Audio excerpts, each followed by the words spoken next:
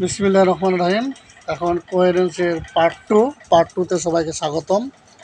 আমরা গত পার্টে কোহেরেন্স সম্পর্কে একটু ধারণা দিয়েছিলাম। তাহলে it is the order of statement related one another by sense, মানে একটার পর একটা সেন্টেন্স যোগ করাকে কিছু ওয়ার্ড দিয়ে এটাকে বলা হয় কোহেরেন্স। তাহলে আমরা বলেছিলাম যে কোহেরেন্স জানতে হলে কিছু জিনিস জানতে হবে। তার মধ্যে প্রথম যেটা ডিসকোর্স অ্যানালাইসিস। ডিসকোর্স অ্যানালাইসিসটা কি খেয়াল করো। একটা মানুষ কনভারসেশন এর সময় অথবা কোনো টেক্সট বা রাইটিংয়ের সময় সঙ্গতি বজায় রেখে একটার পর একটা সেন্টেন্সকে যুক্ত করার নাম ডিসকোর্স অ্যানালাইসিস। আবার বলছি, কোনো একটা মানুষ যখন কিছু একটা কথা বলতে যায়, কোন কথাটার পরে কোন কথাটা বলবে, বোঝা গেছে? কোন কথাটার পরে কোন কথাটা বলবে। আমি বললাম যে আমি একজন শিক্ষক, আমি মাঠে গিয়ে গরু চড়াই, ঠিক আছে, গরু দুধ দেয়, ঠিক আছে, গরু বেচে আমি স্কুলে যাই, কাম হবে? হবে না।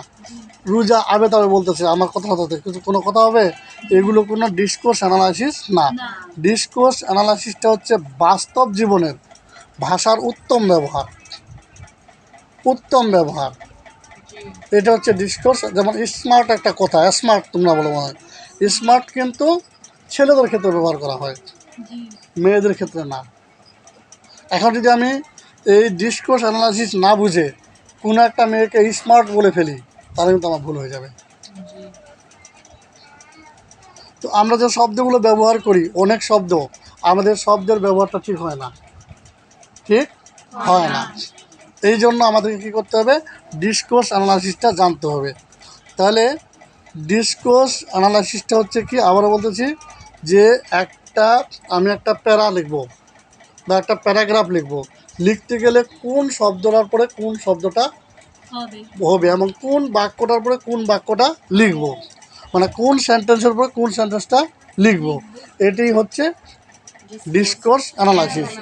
মনে করে লিখলাম আ good teacher is an asset for in any country. এটা বাংলা হচ্ছে একজন ভালো শিক্ষক যে কোনো দেশের সম্পদ। তারপর আমি বললাম যে a good teacher goes to school everyday, হবে না। কেন সে সম্পদ, সেটা ডিসকোর্স অ্যানালাইসিসের মাধ্যমে বুঝায় বলতে হবে। তাহলে কীভাবে বলতে হবে? A good teacher is an valuable asset for in any country. He knows to how his or her lesson interesting to his student. মানে সে জানে কীভাবে তার ছেলে মেয়েদেরকে মজারভাবে ক্লাসটা উদযাপন, মানে সে নিতে পারে, প্রেজেন্টেশন করতে পারে। তারপরে এ good teacher like as a man maker, তাই না, অ্যান অ্যাক্টর অ্যান্ড প্রেজেন্টার, ঠিক আছে, কম্পানিয়ন, সিম্প্যাথি ম্যান।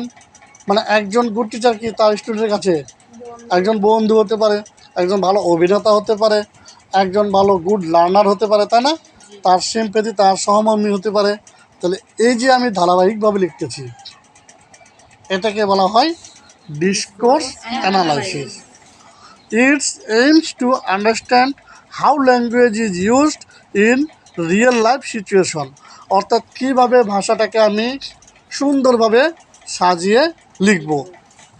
কি হয়েছে, প্রথমে আমরা কি হয়েছে ডিসকোর্স অ্যানালাইসিসের সময়, তারপর হচ্ছে কি প্রভাব পড়েছে এইসব জানবো। যেমন ট্রেন দুর্ঘটনা সম্পর্কে